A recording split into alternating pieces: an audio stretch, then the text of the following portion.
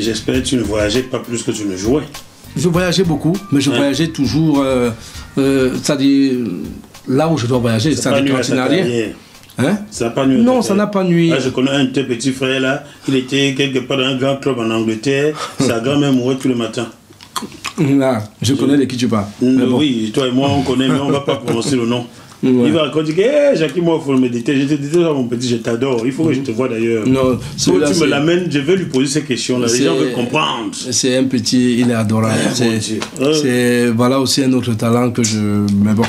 Donc, j'arrive aux États-Unis, ça se passe comme ça. Après, je rentre en France. Tu as terminé tes 3 années de contrat? Non, je n'ai pas fait 3 ans. J'ai fait peut-être même pas 2 ans. Mais pourquoi? Parce que après, c'est des problèmes. C'est quoi cette histoire? Je ne comprenais pas.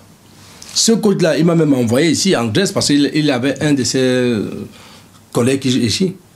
Il m'a fait quitter les États-Unis pour aller en Grèce parce qu'il me disait que le talent que tu as, ça dépasse ici. J'appelle quelqu'un en Grèce, il faut que tu partes jouer en Grèce. J'arrive en Grèce, tout se passe bien. Mais pour signer, il y avait toujours quelque chose qui arrivait toujours. Dis-moi, est-ce que tu t'étais lavé avant de quitter le pays? Honnêtement, ces choses-là, moi je ne connaissais pas ça. Tu es chrétien? Oui, je suis chrétien. C'est ça votre problème. Vous laissez vos traditions, vous avez fait aux chrétiens. Moi je me disais, le talent que j'avais. Hein? Le talent que j'avais, pour moi j'étais sûr de ce que Dieu m'avait donné. T'as vu, hein? Je te dis, et pour te dire, même ici, avant que je ne sois professionnel, j'ai fait un test à Bordeaux où je n'ai jamais compris pourquoi on ne m'a pas pris. Ça, c'est les années 94. Je viens ici, en France, avec l'équipe nationale Espoir. Nous, on reste en France. J'ai un de mes cousins, Nicolas Ouéa, qui travaillait à la MAF, à l'époque, à Bordeaux, qui part voir Baptiston en lui disant « J'ai mon petit frère qui est international. Est-ce qu'il ne peut pas venir faire un test ?» Le monsieur, il accepte. On me donne un jour de test. On m'a mis avec, à l'époque, c'est là où j'ai connu Zidane. Oui, Zidane était à Bordeaux à cette époque-là, oui. Si vous voyez Zidane, vous lui demandez. Je suis sûr que c'est quelqu'un qui ne m'a jamais oublié. Mais quand je vois les gens comme Zidane aujourd'hui, meilleur joueur du monde, j'ai dit, il y a un problème. J'ai vu les Zidane jouer, très très grands joueurs de football. Avec les Dugarry. Mais avec les Dugarry. Les Ibouba.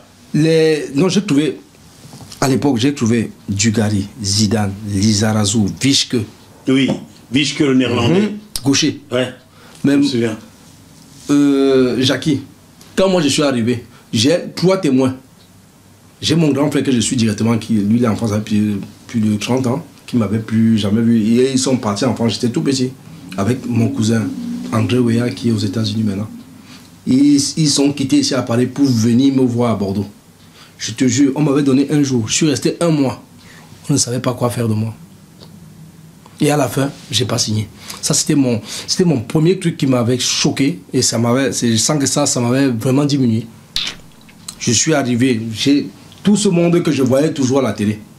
On nous a lancé un ballon. Mais quand je faisais, je te dis, Jackie, pour que je sorte, tous les spectateurs, j'ai signé les autographes, plus que même les Zidane, on ne les voyait pas. Mais à la fin, pour qu'on me pose ce truc-là que... Signons ici. Signons ici. Mon petit, je suis sûr. Hein. Pardonnez-moi, hein, ceux qui sont chrétiens, j'ai rien contre vous. Hein. Si tu étais allé dans nos choses du village, te laver, ça aurait marché. Tu sais, ces choses-là aussi, telles que je vois la vie aujourd'hui, tout, c'est entre les mains de Dieu. C'était dit que ça allait être comme ça. Non, tout ce que fait Dieu n'est pas bon. Non, on n'est pas d'accord avec ça, mon petit. À mon avis, parce que j'ai eu la chance de côtoyer de l'ancienne génération, footballeur camerounais. C'est-à-dire de Roger Mila à Samuel. C'est des gens, quand je les vois jouer, je dis respect. Mais j'avais toujours mon mot à dire. Mais la nature, c'est celle que quand tu n'es pas arrivé, tu n'as pas grand-chose à dire. Mais je sais. Et je mets en défi tout Camerounais c'est-à-dire les gens qui m'ont vraiment vu grandir, qui ont vu le talent que j'avais. J'avais un talent quand je vois les Neymar, je vois les Messi. J'avais ce petit truc-là. Mais comment le développer? Je pense que tu as touché un point qui est important. Tes premiers coachs dans un grand club à l'Olympique de Montpellier auraient pu faire de toi autre chose, mais ils n'ont pas voulu. Ils ont pensé à tu manges seul. Voilà. C'est les mots. Dans la corruption dans le football camerounais, c'est là. Bien sûr. Ouais. Tu n'as pas su corrompre et t'es mort.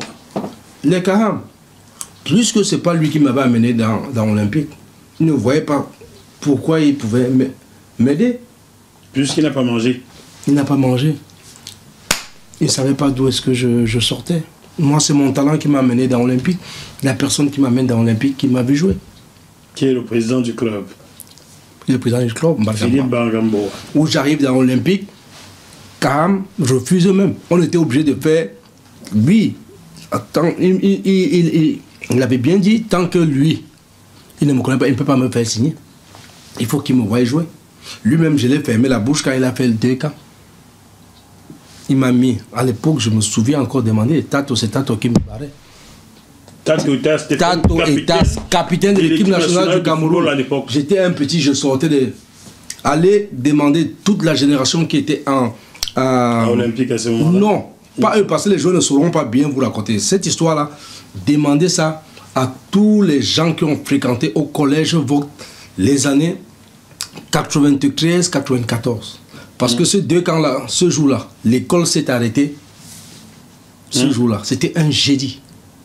Et ils rentraient, c'était en 92, parce qu'ils ont fait une mauvaise canne au Sénégal.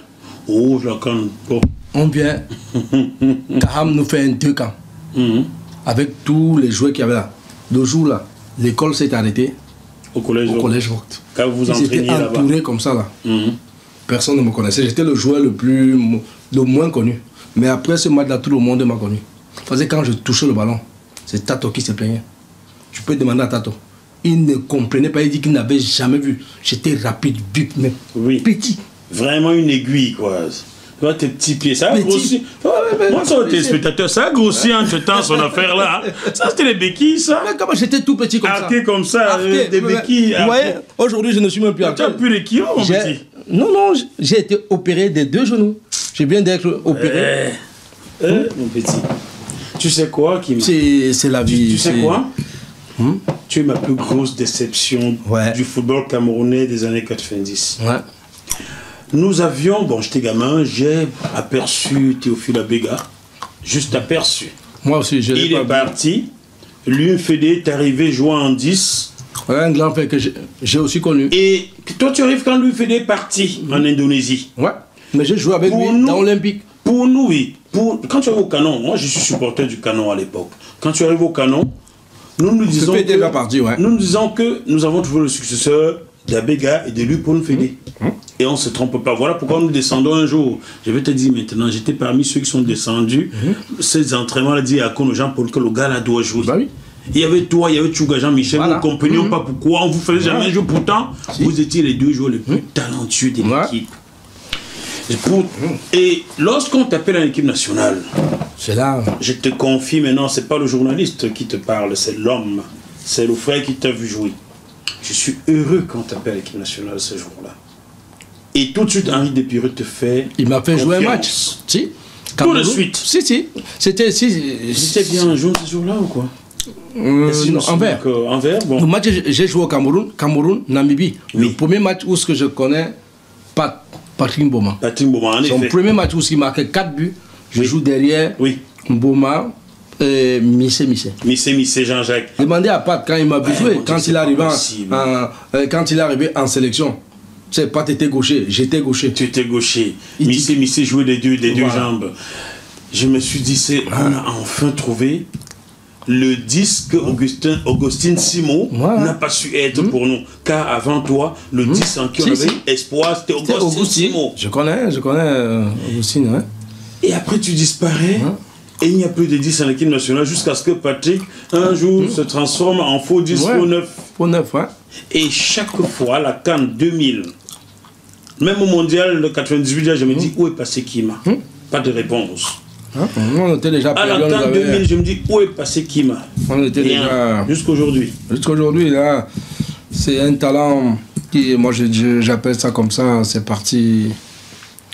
Tu es ma plus grosse déception du football camerounais, comme Atem Ben Arfa, ma plus grosse déception du football français. On avait pratiquement le même talent. Quand je le vois jouer, il me fait penser à moi. C'est pas possible, les enfants. Qu'est-ce que vous m'avez fait comme ça? Je sais pas. C'est voilà encore un joueur que je ne comprends pas. Ici en France, l'un des meilleurs joueurs Le footballeur français, mais comme on dit, le talent, j'ai comme l'impression que ça... Le talent dérange. Ça dérange. Le talent aujourd'hui dérange. Hier, quand il y avait beaucoup de talent, ça ne dérangeait pas. Prends l'époque où Diego Maradona jouait. Bon, lui aussi, il a souffert comme ça parce qu'il était trop talentueux. Toujours au-dessus des autres. Mais au moins, à côté, il y avait un Platini. Et il y avait d'autres joueurs à côté, Francescoli, au même poste qui... Mais toi, tu es arrivé à un moment où ton espèce était rare dans le football camerounais. Tu en es conscient? Oui, ça, j'en suis conscient. La preuve en est que je regarde même le joueur qui a eu le plus gros talent chez nous. On n'a même pas su le gérer chez nous. C'est pour ça, c'est ça qui a causé tous les problèmes du football camerounais. Tu parles de qui là? De Samuel. Quand Samuel est venu, c'est qu'il ne pouvait pas gérer. Il n'a pas su se gérer, hein. Samuel, je suis d'accord. Si Samuel était respectueux des valeurs, il n'en serait pas là. Mais moi, je pense que parce que les autres ne savaient déjà pas respecter aussi son talent. À cette époque-là, quand tu as un joueur comme ça, comment tu parles à un joueur comme, je ne sais pas moi, je ne vais pas citer un nom. Quand tu as déjà un joueur comme Samuel, il y a une façon de parler à Samuel. On est bien d'accord. Le management, oui. Le management, club est dit. Voilà, c'est différent. Et ça fait partie de nos problèmes. Un enfant qui est talentueux, tu ne vas pas le parler comme un enfant qui est maçon. C'est pas la même chose. Un enfant qui est talentueux sait ce qu'il doit faire. Il sait comment réagir quand... Mais un enfant qui n'est pas talentueux, tu dois le booster pour qu'il puisse... Donc il y a un management à faire. Ouais, le management, je suis d'accord avec toi. Ça. Déjà, quand ce ne sont pas des anciens footballeurs qui gèrent l'équipe nationale, qu'est-ce que ceux qui gèrent la comprennent du football? Parfois, je me pose la question. C'est ça le problème. Hormis Abdourahmane, que je salue. Ah, Baba, Abdourahmane, je t'attends, hein? Parce qu'on a aussi des choses à se dire, là. On a échangé tout récemment, on a des choses à se dire, là. Il faut que tu viennes. Hein, pour qu'on parle un peu. Et ensuite, tu joues dans 3 ans aux États-Unis, tu viens en France. Je viens en France. Et ça s'arrête le football? Non, j'ai. Ouais. Ça joue, parce que je ne t'ai pas entendu. Ici en France, j'ai joué, je me suis arrêté en CFA. Quand je me suis fait mal au genou, à Évreux. Et quelques temps après, j'ai arrêté. C'était fini, prématuré, quoi. Ouais. Quand tu as arrêté, est-ce que tu avais même 32 ans? Non, je ne pense pas. J'étais entre 30 et 32 ans, ouais, que j'ai arrêté. Je n'arrivais plus à courir, j'ai eu mal au genou, je me suis fait opérer. Après, là, je viens encore de me faire opérer. Quel gâchis. Regarde-moi qui avait des pieds arqués comme ça, là. Ouais, ça s'est rétréci, mais redressé, pardon. Tu étais vraiment... J'étais vraiment arqué, ouais. Les gars d'Anguissa, vous vous souvenez? Gisèle Ondaba? Gisèle. Où? Ça, c'est mon complice, ça. Et là, ça fait longtemps. Complice de beaucoup de monde, hein? Ouais, c'est ça. C'était... Gladys Ngueya? Je ne suis plus rentré à Anguissa, ça fait plus de 10 ans. Quand je viens au Cameroun, maintenant, je suis basé à Douala. Faut pas faire comme Samuel, hein. Faut pas fuir. Non, moi je ne fuis pas, je suis quelqu'un... Faut aller à Anguissa, tu achètes les beignets, on mange, c'est quoi? Si, moi c'est le temps. Quand j'arrive au Cameroun aujourd'hui, les choses sont... C'est que déjà les vacances sont courtes. Petit, essuie ta bouche, c'est pas vrai ce que tu dis là. En 23 ans, tu n'as pas toujours le temps pour aller à Anguissa une fois donner beignets. Non, je suis déjà allé. Je suis allé à Anguissa il y a peut-être... Ça ne fait pas encore 10 ans. Ouais, une dizaine d'années. Je suis arrivé en vacances une fois, je suis allé voir les gens à Anguissa. J'ai trouvé les Koundé qui voulaient encore être entraîneurs du Canon. On va s'arranger un jour, on va aller au Anguissa ensemble. Oui, avec plaisir. Il ne faut pas faire comme Samuel. Depuis qu'il est footballeur, il a oublié Mvokada. Ce n'est que récemment sur Canal qu'il a évoqué Mvokada. Parce que j'ai publié des choses sur Internet avec Coach Moussa. C'est là où il évoque maintenant Mvokada.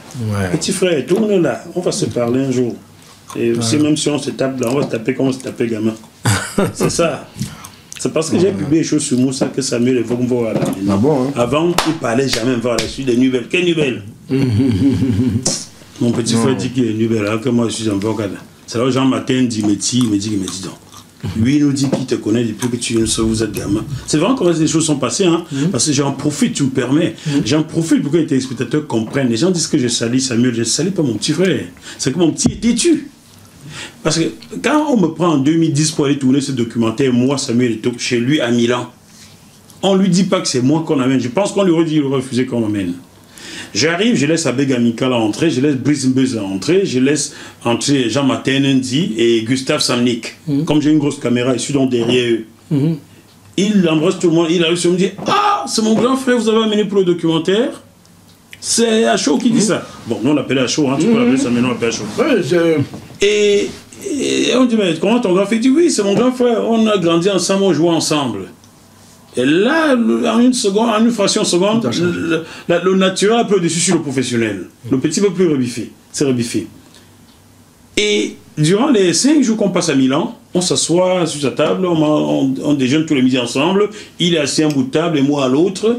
Et Jean Materne et Abeg Amical sont autour, ils nous écoutent. On échange sur notre enfance. Étienne qui le soutenait au quartier, quand je le tapais sur Étienne qui venait, la bagarre commençait. Je dis non, Étienne vient de mourir, il est mort, ça fait 2 ans, empoisonné comme ça. On parle de notre enfant, Bekolo Brice Parfait, qui était capitaine de l'école, est mort au Gabon, dans les échanges de tirs avec les flics. Et les gens se rendent compte que mais ces 2 enfants-ci, c'était des enfants. Et c'est là où Jean Matin dit, me dit à côté, il me dit, petit frère, je suis en train de tout gâter là. Tu m'as dit tu es né en Vocade avant qu'on arrive chez lui. J'ai dit oui. Lui, il dit que tu es son frère et on vous entend, c'est vous connaissez. Eh bien, attends. Pourtant, on pense qu'il est né à Douala, il a grandi à Douala. Je dis, ah, comme lui-même vous a dit, c'est la vérité. C'est que c'est comme ça. C'est pas moi qui ai parlé, c'est lui qui a dit qu'on est frère. Vous êtes bien rendu compte. Et Jean Matin me dit, comment je peux faire pour filmer là où vous avez joué vos premiers ballons? Je lui dis, ah, grand frère, moi je veux pas de problème, tu connais Acho, tu connais Samuel. Voilà le numéro de téléphone, si quelqu'un va te parler, il te parle. C'est comme Jean Matin appelle le gars au quartier. Je ne sais pas, il a dû lui glisser un petit billet, je ne sais pas quoi. Le gars a ressorti les gars qui témoignent dans le documentaire, qui sont les camarades de classe de Samuel Ankolo, oui. Tu comprends bien, chers téléspectateurs, vous qui venez soit m'insulter que je trahis Samuel, c'est des conneries. Je ne trahis personne, c'est lui-même qui a dit. Alors, on va dans la maison où Samuel est né et a grandi, on trouve le petit frère de sa mère qui y vit toujours. Et comme les maisons en Vocade à Yaoundé, c'est en terre battue, il y avait les bambous, il n'y a pas ça à Douala. Donc quand il témoigne, là, tout le monde comprend qu'il a Yaoundé et il dit des choses là-dedans. Donc c'est pas moi qui dis à l'oncle de Samuel de témoigner dans le documentaire. Je n'étais pas là. Vous comprenez? Je n'ai fait que diffuser ce qui m'a été remis. Et si je ne diffuse pas les autres, je diffuse. Et pour l'histoire où j'ai fait parler coach Moussa, si Samuel m'avait écouté chez lui en 2010, il n'y aurait jamais eu cette diffusion en 2015.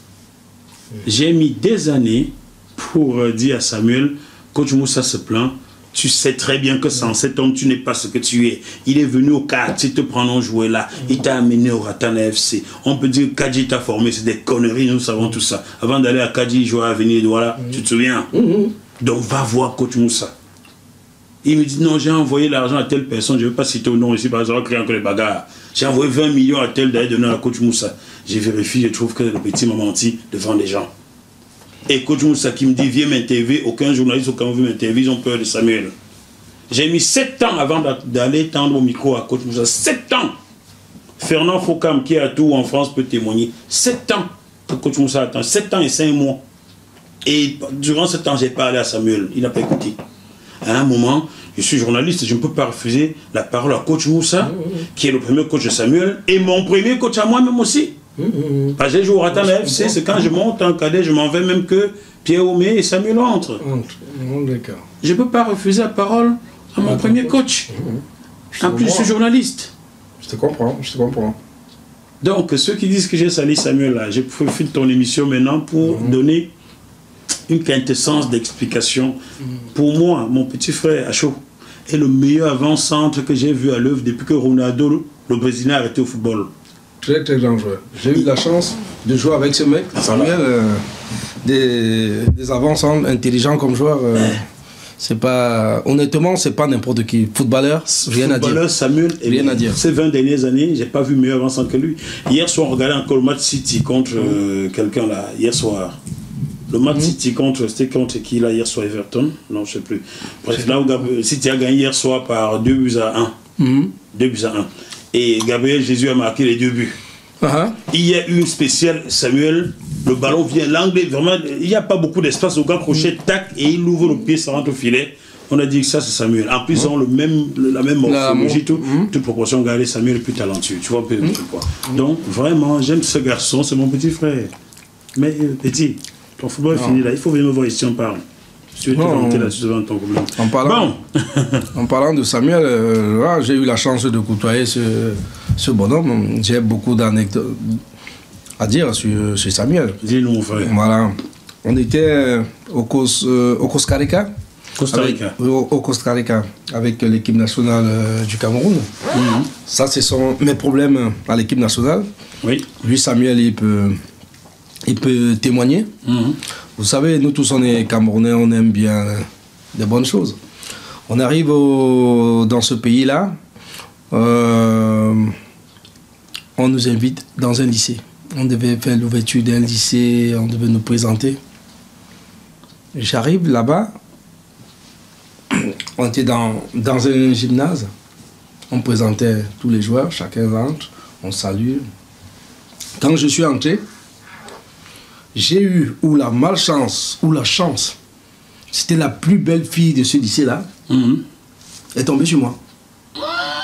Samuel est témoin. J'ai des témoins. À chaud. C'est des trucs comme ça qui m'ont fait jusqu'à l'équipe nationale. Je n'ai pas fait le long feu. Pour vous dire, on était, après le gymnase, on part à l'hôtel. J'ai rentré dans le car. On était toujours assis derrière. Et ce jour-là, j'étais assis derrière. Moi, Samuel et je ne sais pas qui. On était assis derrière. La fille arrive, elle demande au coach Henri Depuré si elle peut signer des autographes. Mais entre-temps, tous nos dirigeants, tout le monde voulait la fille. Tu vois? Affaire de femme. Demande à Samuel, hein, si le jour que tu vas aller pour lui demander ce truc.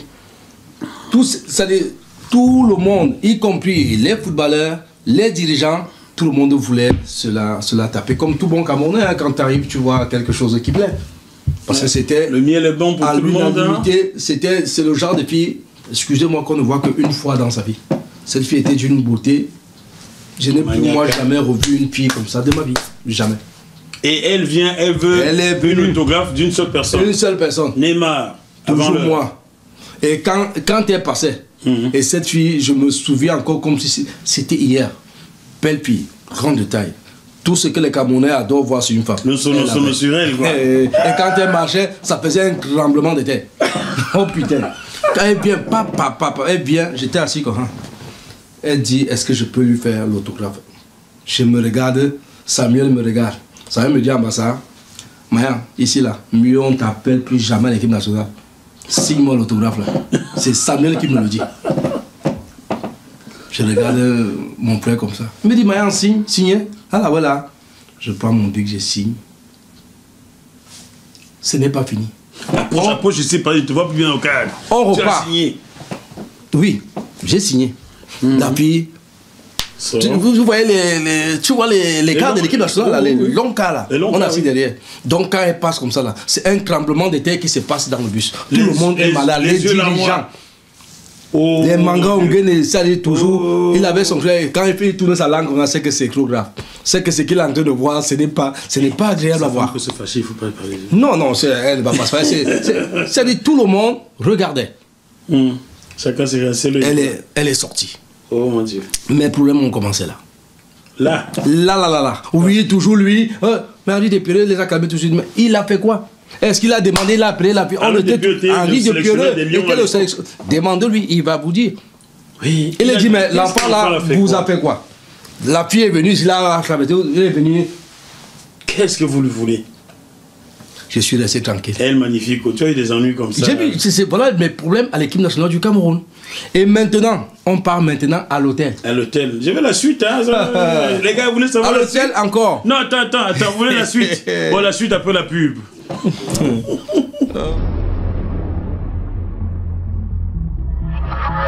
Ce programme vous est proposé par Deviseo Fret, spécialiste du transport international Afrique, Dom-Tom, Océan Indien. Retrouvez-nous sur www.deviseo-fret.com. Téléphone +33 139 85 14 23.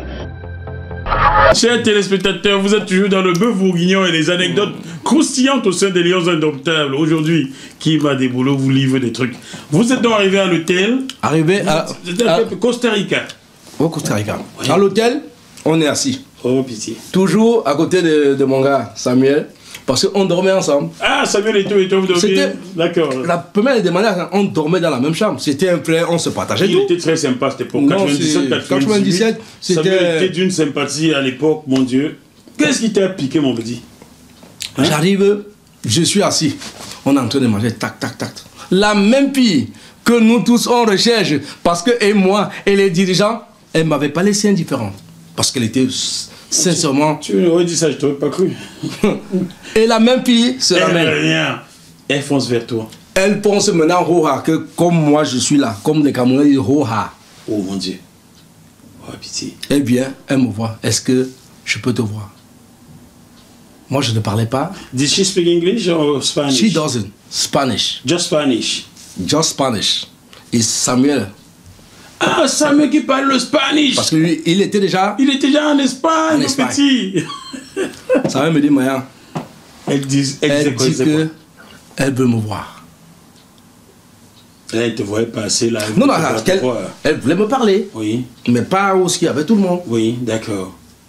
Les dirigeants, on est en train de manger.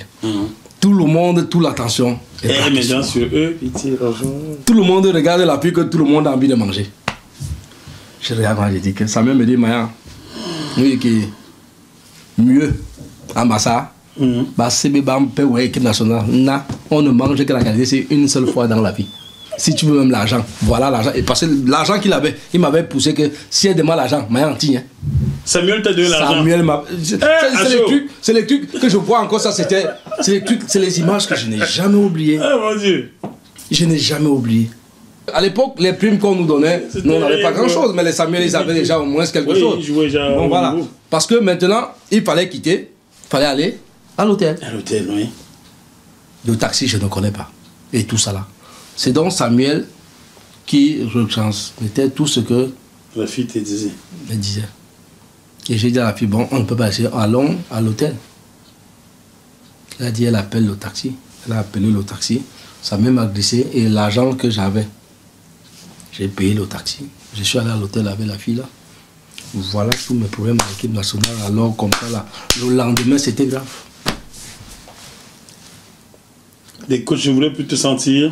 Le seul qui me supportait, c'était Henri Desprireux. Et Samuel qui ne veut pas oser parler. Voilà, et Samuel, ça dit, les Samuel, ils savent, hein, on était trop jeunes. On était tout jeunes. Mais eux-mêmes, ils savent que jusqu'aujourd'hui, avec mes amis, j'étais toujours le pro. Parce que moi, j'avais les idées avancées.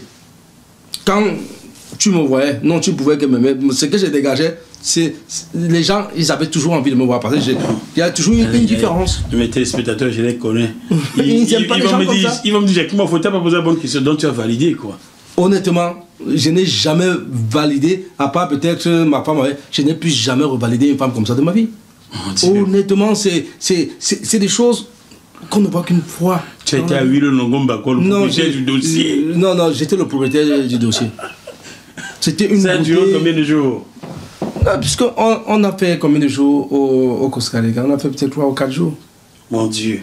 Non, moi, rien que le jour là, pour moi, c'était bon. Et je me rappelle encore, je vais vous donner une anecdote encore. Tout l'argent que j'avais, je me allais chercher l'argent que j'avais à la valise, que non, prends. Voici mon chéquier, chérie. Non, pas avec. Je vous jure, ce genre de femme, tu ne peux pas dire non. Mon Dieu. C'était une fille métisse avec des yeux verts bizarres. Elle était. Mais je te jure, Jackie, tu voyais cette fille marcher. Même si tu ne vois pas, tu vas voir. Donc même les Ivoiriens pouvaient la voir. Même les Ivoiriens, mais comment? C'est-à-dire qu'elle avait. C'est-à-dire. Tes beaux-frères vont te couper la tête. Quand cette fille-là marchait, c'est-à-dire que toute l'équipe nationale du Cameroun, tout le monde sentait mal. Comme ils disent l'expression, tout le monde a mal. Et après ce jour-là, tu n'as plus été sélectionné.